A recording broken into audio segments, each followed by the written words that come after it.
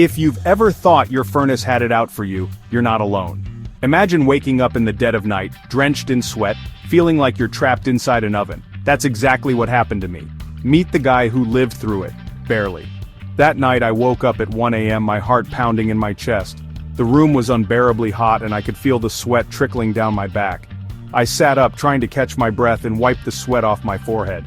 Feeling like I was baking alive, I glanced at the thermostat. It read 120 degrees. Panic set in as I realized something was terribly wrong. I tried to switch it off, but the temperature kept rising. Switching it off did nothing. Then, from the basement I heard it, a deep, maniacal laugh. Determined to find the source of the problem, I crept downstairs, each step echoing in the silence of the night. Rounding the corner, my blood ran cold.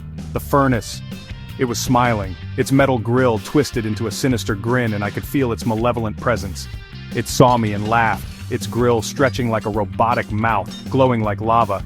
The heat was unbearable, and I could feel my skin starting to blister. I tried to cut the power, but a searing pain shot through my hand, burning the flesh off. The furnace seemed to be alive, and it was determined to keep me from stopping it. As I stumbled to the breaker panel, a demonic voice screamed, "No!" The sound was deafening and I could feel the vibrations in my bones. I touched the breaker and was electrocuted, thrown backward by the force. My body convulsed in pain as I hit the floor, gasping for breath. Sweat poured as the heat rose. I had to escape. The air was thick and suffocating, and I knew I couldn't stay in the house any longer. Stumbling up the stairs, I heard that demonic scream again. It echoed through the house, sending chills down my spine. I had to get out, no matter what. The house shook violently. I flung open the front door, cold air a relief, and ran to the street. The night air was a stark contrast to the inferno inside, and I gulped it in, trying to calm my racing heart, just in time to see the house explode. Wood, metal, glass, everywhere. The force of the blast knocked me off my feet, and I watched in horror as my home was reduced to rubble. Barbara wasn't happy when she found the house gone. She stood there shocked and upset, unable to comprehend the destruction before her. Authorities said it was a gas leak. We sold the land and moved.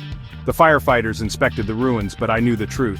It wasn't just a gas leak, it was something far more sinister. Our new house, thankfully, has a normal HVAC system, one that's not alive. We settled into our new home, hoping to leave the nightmare behind. I never told Barbara what really happened. The truth was too terrifying, and I didn't want to relive those moments. I tried to forget until this morning. Waking up, I felt a sense of unease. Sitting at the kitchen table, I couldn't shake the feeling that something was wrong. Sitting down with my coffee, I saw the ad again. Could it be? The same furnace model advertised as state-of-the-art. My heart skipped a beat as memories of that night flooded back. No way I'm going through that again. Ever. I closed the laptop, determined to never let that nightmare resurface.